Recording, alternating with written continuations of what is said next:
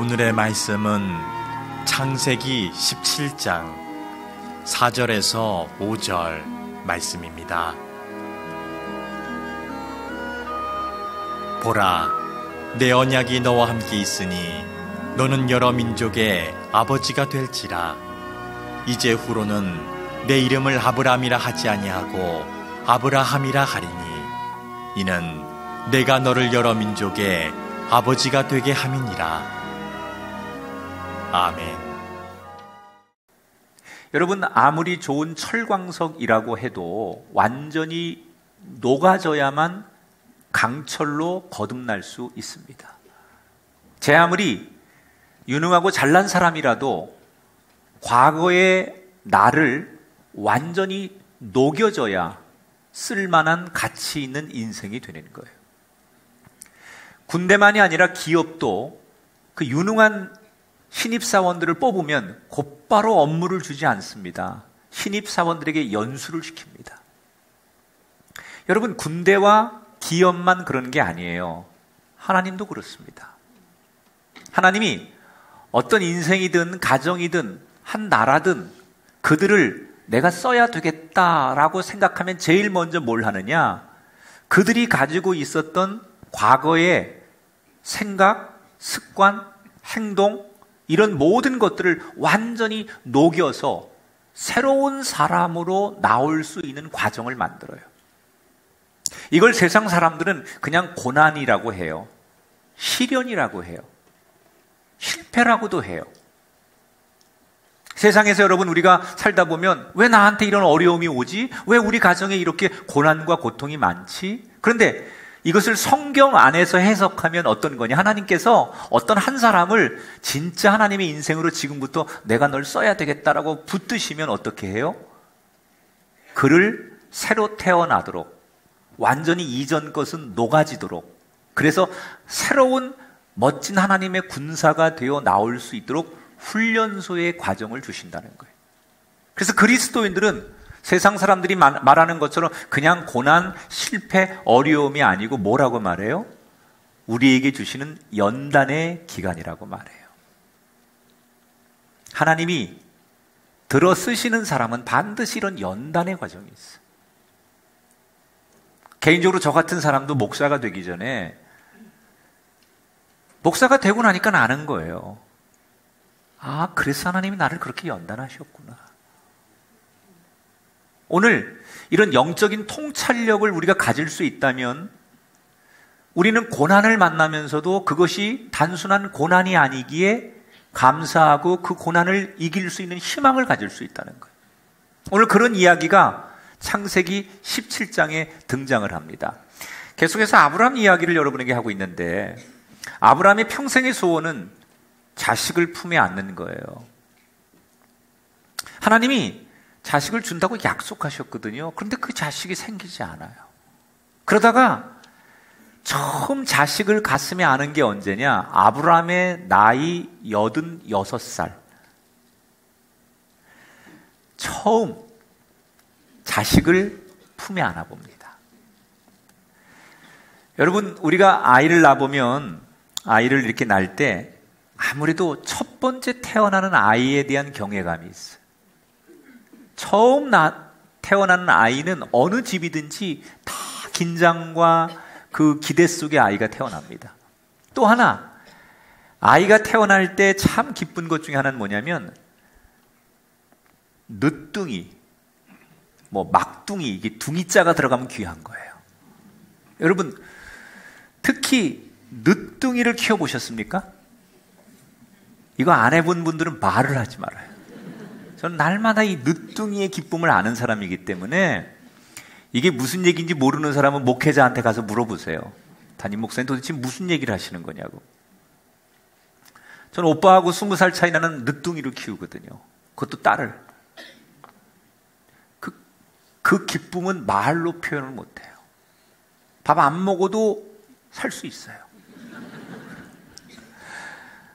아브라함이 86살에 얻은 아들, 비록 본처를 통해서 태어나는 아들은 아니에요. 대리모를 통해서, 여종을 통해서 태어난 아들 이스마엘. 그러나 아브라함의 입장에서는 너무 이쁜 거예요. 그 이스마엘을 옆에 끼고 이스마엘의 웃는 소리와 이스마엘의 그런 모든 행동 하나하나를 보면서 하루하루가 너무 행복한 거예요. 내가 이렇게 행복해도 되나? 할 정도로 너무너무 행복했어요. 그리고 그 이스마엘을 끼고 그 행복한 시간이 13년이 흘러요.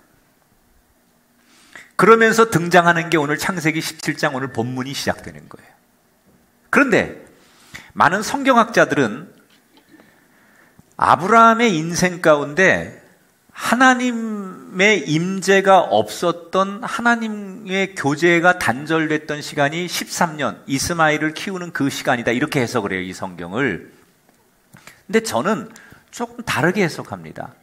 하나님이 정말 아브라함에게 임재를 안 하셔서 하나님과 아브라함 사이에 단절된 13년이 아니라, 사실 이 본문은 아브라함에게 하나님은 예전처럼 계속해서 임재하시고 말씀하시고 아브라함에게 하나님은 끊임없이 이야기를 하시는데, 아브라함이 세상 즐거움에 빠져 살다 보니, 세상 소리가 너무 크다 보니 하나님의 소리가 안 들리는 거예요.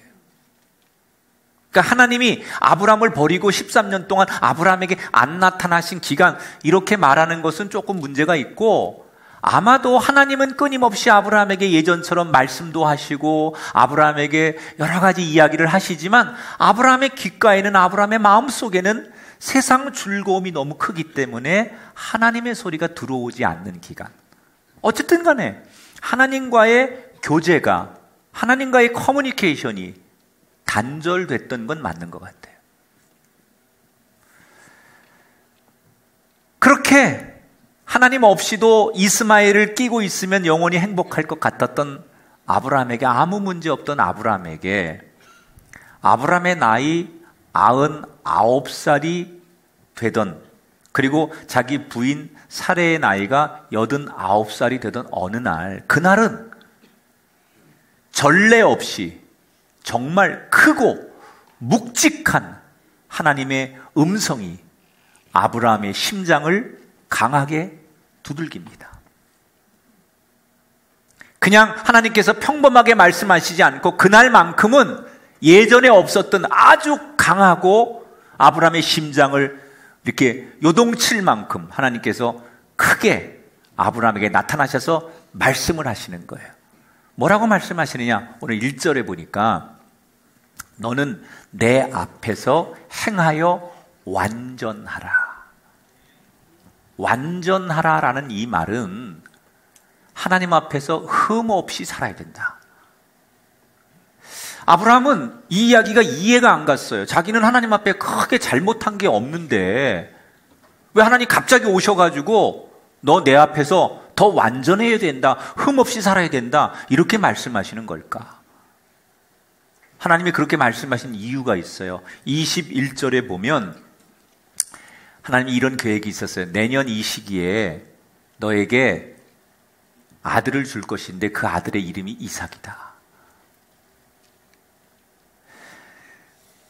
여러분, 지금 아브라함은 아들이 이스마엘이 13살짜리 하나 있어요. 그런데 또 아들을 주시겠다는 거예요. 그런데 하나님이 주시겠다고 약속한 이삭이라는 이 아들은 그냥 아들이 아니에요. 하나님의 특별한 계획 속에 태어난 아들이에요. 어떤 계획이 있어요? 이 내년에 태어날 이삭이라는 이 아들의 후손 예수 그리스도를 통해서 인류를 구원하시려고 하는 계획을 하나님 가지고 계셨어요. 그래서 그 시작이 이삭이기 때문에 이 이삭이 잘 세워져야 하나님의 계획이 이삭의 가문을 통해서 예수 그리스도가 이 땅에 오는 것까지 잘 이루어질 수 있기 때문에 하나님은 이삭의 아버지 되는 아브라함에게 지금부터는 내가 너에게 말하는 것을 철저하게 순종하고 따라야 된다라고 요구하시는 거예요. 지금까지도 너는 잘했지만 지금부터는 더 내가 너에게 명령하는 말에 대해서 철저하게 온전한 순종을 해야 된다라고 부탁하시는 거예요. 그러면서 하나님께서 아브라함에게 두 가지를 요구하시는 거예요. 철저한 순종을 해야 된다라는 것을 전제하며 두 가지를 요구하시는데 그 첫 번째가 뭐냐? 이름을 바꾸라는 거예요. 이름을. 자, 5절 말씀 보겠습니다. 이제후로는 내 이름을 아브람이라 하지 아니하고 아브라함이라 하리니 이는 내가 너를 여러 민족의 아버지가 되게 함이니라. 여러분, 사람이 유명하든 유명하지 않든 이름을 바꾼다는 것은요, 굉장히 귀찮은 일입니다. 아브라함은 보통 사람이 아니에요. 당시의 유지예요. 그리고 인생을 살 만큼 산 사람이에요. 그런데 어느 날 그 유명한 아브라함이 자기가 이름을 개명했다. 이거 보통 불편한 일이 아니에요. 그렇게 쉬운 일이 아니에요. 여러분, 제가 김학중으로 살다가 오늘부터 이름 바꾸겠습니다. 저를 정우성으로 불러주세요. 이런 반응 나올 줄 알았어요. 쉽지 않거든요. 아무리 좋은 이름이 있어도 저는 이름 바꿀 수 없거든요. 쉬운 일이 아니에요. 아브라함도 그랬어요. 막막한 거예요. 하나님이 뜬금없이 너 이름부터 바꿔라 그러는데 이게 너무 막막한 거예요. 그런데 하나님이 한술 더 떠서요, 네 아내 이름도 바꾸라는 거예요. 15절 16절 내 아내 사레는 살아라 하라. 내가 그에게 복을 주어 아들을 낳아주게 하며 여러 민족의 어머니가 되게 하리니. 사실 두 사람은 지금까지 그 이름 가지고 아무 문제가 없었어요. 그런데 왜 하나님이 느닷없이 순종하라 그러면서 첫 번째 조건이 이름을 바꾸라고 하시는 걸까? 왜 그러셨을까? 순종하고 이름 바꾸는 거하고 뭐가 상관이 있을까? 자, 이걸 알려면 아브라함과 사레의 이름의 뜻을 알아야 돼요. 아브라함이라는 이름은 존경받는 아버지라는 뜻이에요. 그러니까 한 가정에서 또는 누군가에게 개인적으로 인정받는 존재, 그런 이름을 가지고 살았어요. 그런데 하나님께서 그런 이름이 아니라 한 글자가 다르죠. 아브라함으로 바꿔라. 아브라함에서 아브라함으로 바꾸라는 얘기는 그냥 존경받는 아버지가 아니라 모든 사람들에게 존경받아야 된다. 다시 말하면 너는 모든 사람들에게 높임받는 열방의 아버지가 되어라. 여러분, 사람이 이름이 그 사람이에요. 불려지는 이름에 따라서 사람이 달라지는 거예요. 여러분을 어떻게 부르느냐에 따라서 여러분의 인생이 달라집니다. 너는 그냥 개인적으로 내가 성공하고 누군가에게 부러운 인생이 되지 말고, 아니다, 네 인생은 지금부터 모든 사람들에게 높임받는 모든 사람들의 아버지처럼 살아야 된다.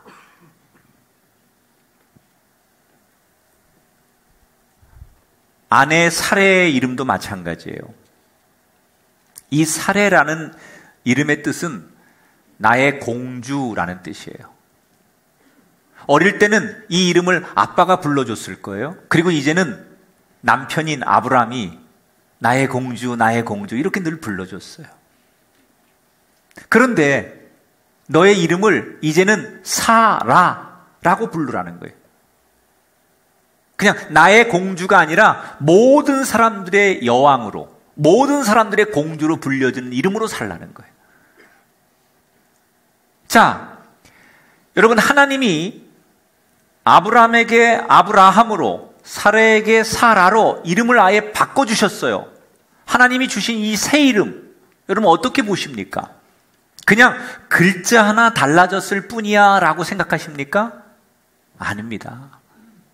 글자 하나 달라진 게 아니라 이 이름 속에는 하나님이 그들을 향하여 원하시는 목적, 그리고 그들이 어디를 바라봐야 되는지에 대한 시선, 이런 게 다 들어있는 거예요.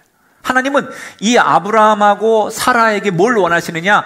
과거의 너희가 아니라 이제부터는 세상을 품는, 세상 모든 사람들을 복되게 하는, 다시 말하면 너희들을 통해서 모든 열방이 살아나는 축복의 통로가 되라 라고 하는 엄청난 메시지를 담는 거예요. 지금까지는 그냥 누구한테 존귀한 아버지면 됐고 누구한테 사랑받는 여자면 됐어요. 그런데 그런 인생이 아니라 하나님이 원하시는 인생은 겨우 네가 한 남자에게 사랑받고 한 아이에게 존경받는 아버지로 끝나지 말고 모든 민족에게 존경받고 인정받는 아버지와 어머니로 살아야 된다는 거예요. 여러분, 저는 아브라함을 사용하기 전에 이름을 바꿔주신 하나님께서 오늘 우리들에게 이 설교를 들려주신 이유 가운데 하나는 저와 여러분에게 묻고 계신다고 생각해요. 그리고 우리에게 나는 하나님이 아브라함에게 하셨던 말씀을 그대로 하신다고 생각해요. 너는 지금부터 이름을 바꿔라. 네가 아브라함이 되고 사라가 되어야 한다. 어떤 사람은요, 정말 말 그대로 축복의 통로가 되는 사람이 있어요. 그 사람이 딱 거기 들어가면 다른 사람들이 다 잘 돼요. 근데 어떤 사람은 능력이 있고 받은 복이 많은데 그 복을 자기 안에 그냥 흐르지 못하도록 나만의 성을 구축해서 고이고 썩게 만들어서 내게 주신 하나님의 축복이 흘러가지 못하게 사는 사람이 있어요.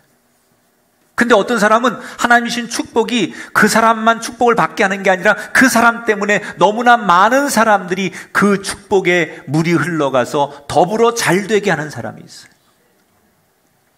여러분의 인생은 아브라함이 되시고 사라가 되시길 축복합니다.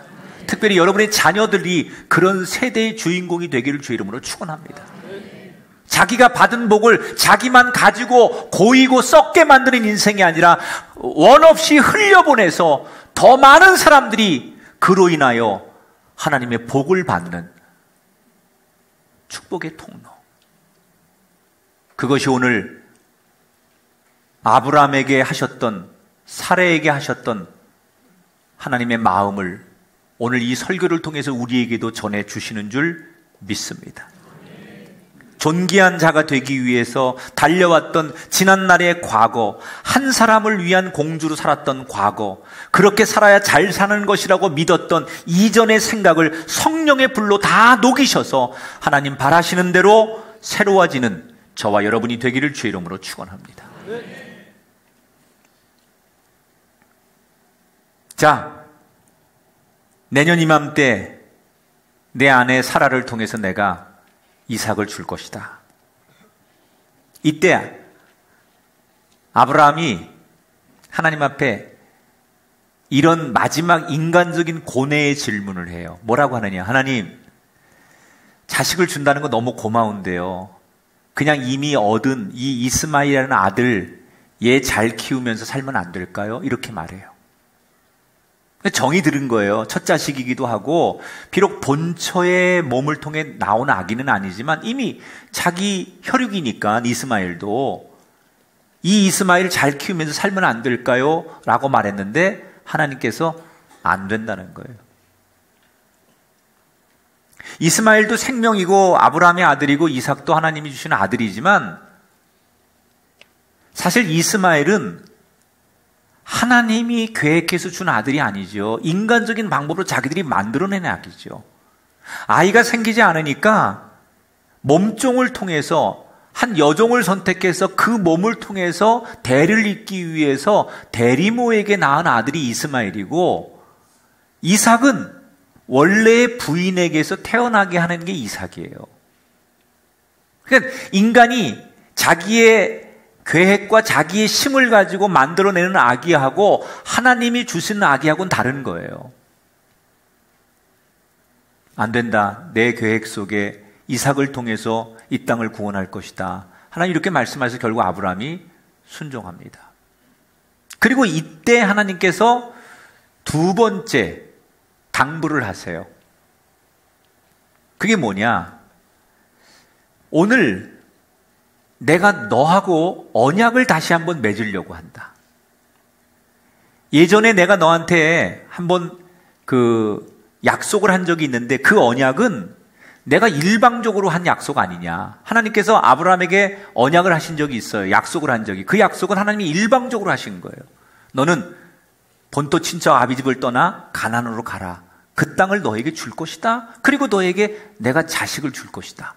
이거는 하나님이 아브라함에게 일방적으로 한 약속이에요. 그런데 오늘 네가 나하고 하는 이 약속은 일방적인 약속이 아니라 너도 너의 후손들도 반드시 지켜야 되는 약속이다.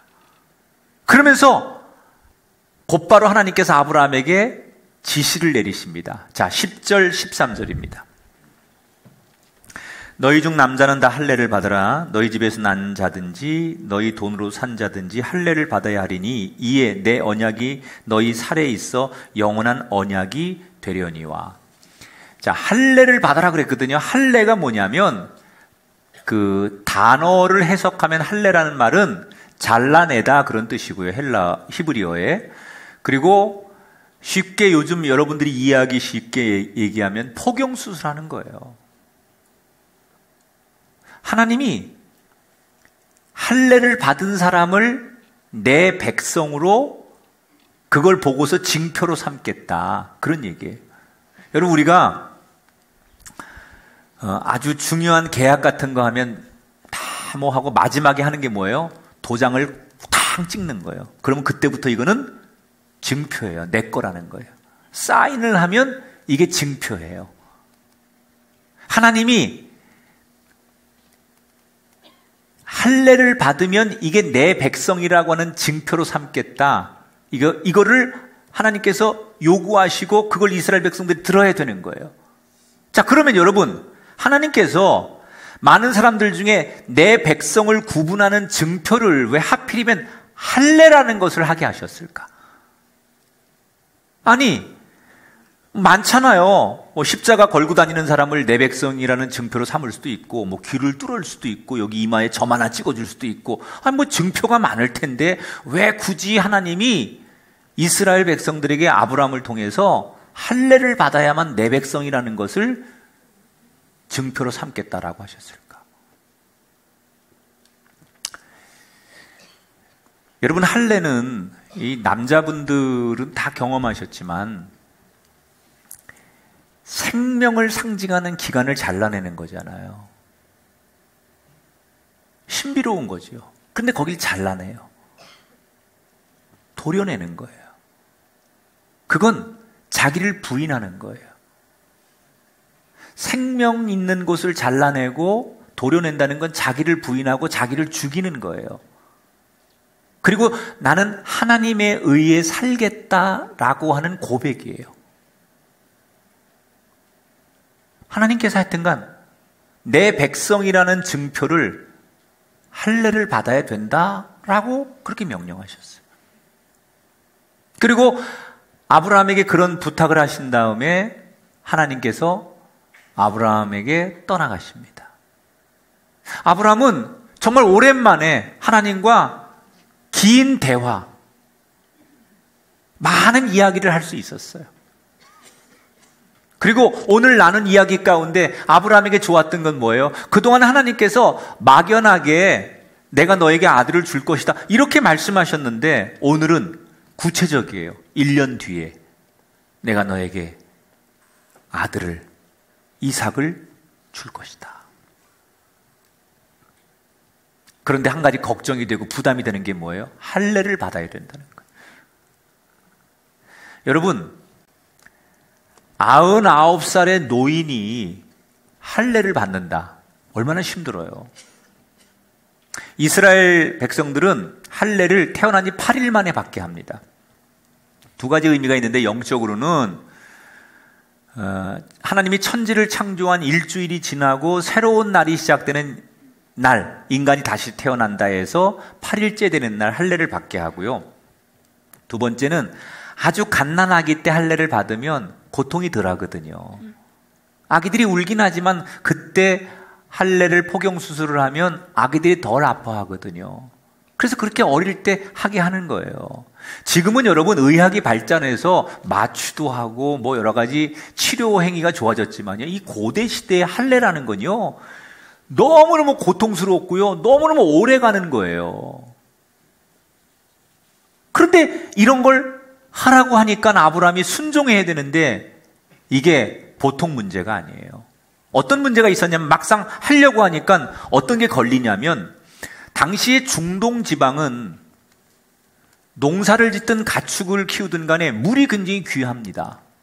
그래서 어느 때든지 1년에 몇 번씩 비가 내리면 1년 농사를 위해서 후다닥 전 가족이 뛰어나가가지고 물을 비축하고 물을 준비해야 돼요.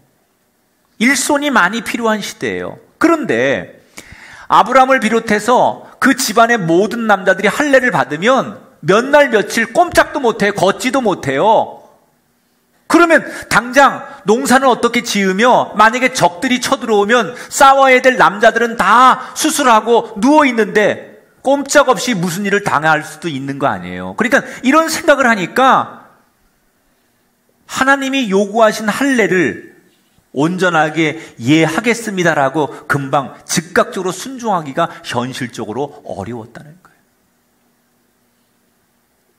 아마 이때 아브라함이 좀 이렇게 잔꾀를 부린다면 하나님 앞에 뭐 순종을 하지만 잔꾀를 부린다면 어떻게 할 수 있을까요? 이번 주에는 뭐 몇 명만 하고 또 나은 다음에 다음 주에 몇 명 하고 뭐 이런 식으로 해서 순종은 하긴 하지만 거기에 인간의 어떤 잔꾀 이런 걸 도입해서 결론은 하나님이 하라는 대로 하지만 시간을 조금 지체해서 그렇게 해서 할 수 있겠다는 생각을 해볼 수 있었겠죠. 그런데 여러분, 아브라함의 장점이 뭔지 아세요? 아브라함은요, 자기 생각과 자기 계획이 있을지라도 하나님의 말씀이 딱 임하면 즉각 순종한다는 거예요. 순종도 두 종류가 있어요. 온전한 순종과 자기 생각이 개입된 순종이 있어요. 아브라함은 잔꾀를 부리지 않아요. 그냥 그런 현실적인 어려움이 있을지라도 오늘 성경의 23절에 보니까 아브라함이 하나님이 자기에게 말씀하신 대로 이날에 그 아들 이스마엘과 집에서 태어난 모든 자와 돈으로 산 모든 자 곧 아브라함의 집사람 중 모든 남자를 데려다가 그 포피를 베었다. 다 그냥 현실적으로 이런 것처럼 생각하지 않고 하나님이 하라니까 다 불러다가 다 수술시켜버린 거예요. 여러분, 아브라함이라고 현실적인 고민, 현실적인 문제가 없었겠습니까? 그런데 아브라함은 온전한 순종을 하는 거예요. 그러니까 우리는 하나님 앞에 우리가 신앙생활 하면서 결국 하나님이 원하시니까 그렇게 할게요 라고는 하지만 우리는 지체하는 거예요. 지금 즉시 순종하는 게 아니라 거기에 내 생각 조금 이렇게 버텨보고 인간의 꾀와 방법들을 도입해보고 그리고 내 생각을 가지고 설득해보려고 하고 그러면서 결국은 하나님 앞에 순종하지만 그 순종은 온전한 순종이 아니에요. 겉으로는 순종인 것 같지만 거기에는 인간의 생각, 내 잔꾀, 내 계획 이런 것들이 개입되는 거예요. 근데 아브라함은 안 그래요. 이번 주는 이만큼 하고 다음 주는 이만큼 하고 이렇게 해도 될 텐데 그렇지 않아요. 하나님이 원하시니까 이런 것 저런 것 계산하지 않고 온전하게 하나님이 원하시는 대로 다 할례를 받게 했다는 거예요. 여러분, 우리 자신을 돌아보세요. 우리는 하나님 앞에 예배하고 하나님의 백성이 돼서 신앙생활을 한다고 하지만 우리의 삶의 자리에 과연 아브라함 같은 내 생각을 접어두고 하나님 앞에 온전한 순종을 하고 있는지 우리 자신을 되돌아볼 필요가 있다는 거예요. 인간적으로는 바보 같지만 그 하나님 말씀 앞에 온전히 순종하려고 하는 아브라함을 하나님이 흐뭇하게 지켜보시며 하나님의 예정된 계획을 진행하는 것으로 오늘 창세기 17장의 이야기가 막을 내립니다. 지금도 우리가 살아가는 세상은 내 것을 빼앗기지 않기 위해 몸부림을 칩니다. 그리고 사람들은 그런 사람을 가리켜서 성공한 사람, 능력 있는 사람이라고 가리킵니다. 여러분, 그게 정말 맞는 걸까요? 내 것을 안 뺏기고 내 걸 지키고 내 거를 소유하고 있으면 그 사람은 유능한 사람이고 그 사람은 성공한 사람일까요? 그렇지 않습니다. 하나님이 한 시대 역사 앞에 더 크게 들어쓰시는 사람은 누구냐? 하나님이 요구하시면 그것을 내 것이라고 움켜쥐지 않고 하나님의 것으로 드리는 사람. 그게 진정한 하나님이 들어쓰시는 이 땅의 승리자예요. 왜 하나님께서 아브라함에게 너만 할례를 받지 말고 네 종들도 할례를 하라고 했을까요?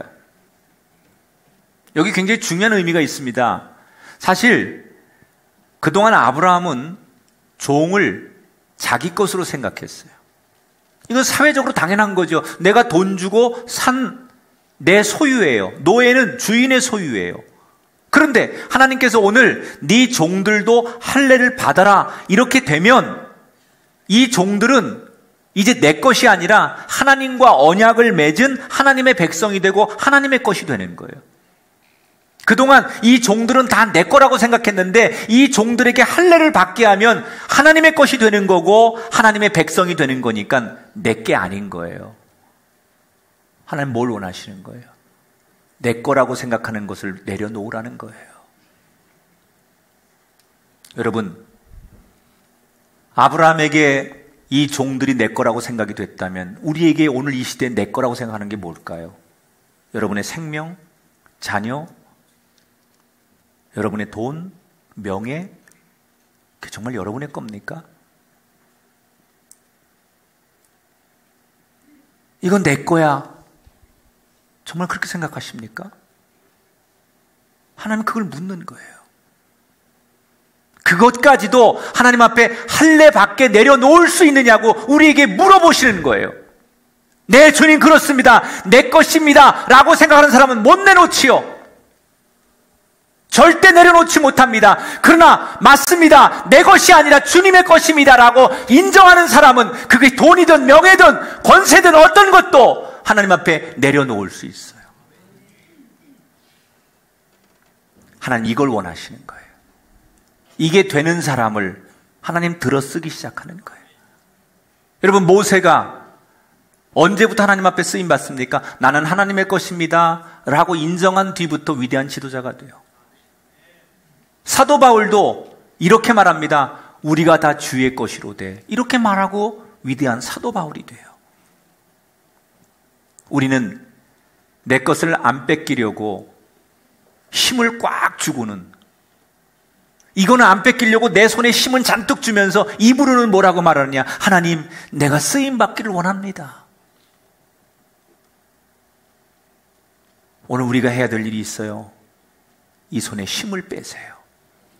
내 것이라고 생각했던 그것을 모두 하나님 앞에 힘 빼고 다 하나님의 겁니다. 내 것은 없습니다. 내가 내 스스로 비고 비인 인생이 돼야 하나님이 충만한 성령의 은혜를 내게 채우실 거 아니에요. 두 손에 힘을 꽉 주고 내 머릿속에 생각과 영적인 것은 욕심으로 가득 차고 뺏기지 않으려고 하고 경쟁에서 이기려고 하고 조금 더 용납하지 못하는 그런 걸 가지고 있으면서 입으로는 하나님 앞에 내가 쓰임받기를 원합니다. 이렇게 말하면 과연 하나님의 것이 채워지겠습니까? 내 속사람부터 내 영혼과 내 손을 다 비고 빈 인생으로 만들어서 그렇습니다. 하나님, 내가 산 것도 하나님의 은혜고 여기 온 것도 하나님의 은혜입니다. 다 하나님의 것입니다. 이렇게 말할 때 하나님 내 인생을 채우시고 나를 마음껏 사용하시지 않겠어요? 아무리 좋은 금속도 완전히 녹아져야 새로운 작품으로 태어나는 거예요. 아무리 좋은 사람도 학벌이 좋고 배경이 좋고 그의 살아온 인생의 과거가 화려할지라도 하나님이 그 인생을 들어 쓰시려면 내가 살아왔던 삶의 방식을 완전히 녹여서 새롭게 하나님 앞에 거듭나야 돼요. 그래야 하나님은 그의 인생을 비로소 사용하기 시작해요. 오늘 두 가지를 붙들고 고민하세요. 나만을 위해 살던 과거, 내가 최고고 나 하나 잘 되기 위해서는 남이야 어떻게든 상관없던 그런 인생을 살던 내 과거를 완전히 녹이고 내가 잘 되는 것만이 아니라 나로 하여금 더 많은 사람이 잘 되게 하는 축복의 통로가 되겠다고. 이건 내 거니까 뺏기지 않을 거야 라고 움켜졌던, 힘을 꽉 주고 절대 뺏기면 죽을 것 같아서 몸부림치던 내 인생에서 그것이 무엇이든 간에 힘을 빼고, 그렇습니다, 잡는다고 내 것이 아니고 움켜진다고 내 것이 아니고 다 하나님의 것입니다. 이렇게 하나님 앞에 맡기고 드릴 때 그 하나님의 흐름에 나를 맡기면 당장은 불안해도 결국은 그 사람이 하나님 앞에 축복의 주인공이 될 것이고 하나님이 들어쓰시는 아브라함의 인생이 되고 사라의 인생이 될 줄 믿습니다. 그런 은혜와 축복이 오늘 이 예배 드리고 말씀을 듣는 여러분 가운데 이 말씀의 은총이, 말씀의 능력이 함께 하시기를 주님의 이름으로 축원합니다.